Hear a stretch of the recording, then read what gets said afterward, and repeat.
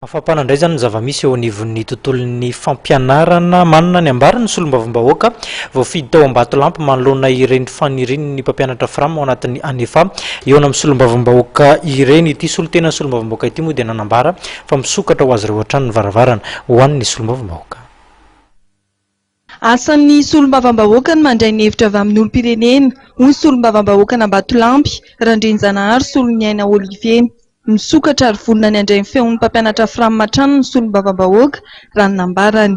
Amiko manokana aloha amin'ny maha solombavambahoaka izay hofidy tao anatin'ny distriktina Ambatolampy dia tsotra ny hevitra amin'ny zavatra tahaka an'ireny.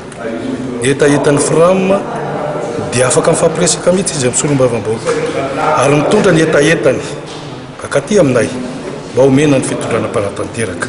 Ka tsy hitako izay azo ny andavana tsy fampiresahana amin'ireny mety raha frama reny mba manana ny heviny izy, manana ny zavatra etaetana izy ho ampitaina ny solombavambahoaka ka tokony rariny sitsiny izy raha mifampiresaka amin'ny solombavambahoaka. Tsy haiko indray aloha eo amin'ny hoe resaka filaminana fa ny tokony ataony misy olo tena mifampiresaka na manatona ny circonscription misy azy izy dia mifampiresaka mampita ny etaetany amin'ny lafiny fampianarana mba ho azonay aty amin'ny parlement ny etaetan'ny solombavambahoaka.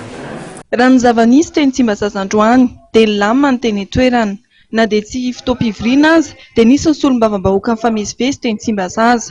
Raha eo amin'ny lafiny fitandrona ny filaminana indray dia tsikaritra fa somary nohamafisina ny fiambenana ny lapan'ny antenimieram-pirenena teny Tsimbazaza.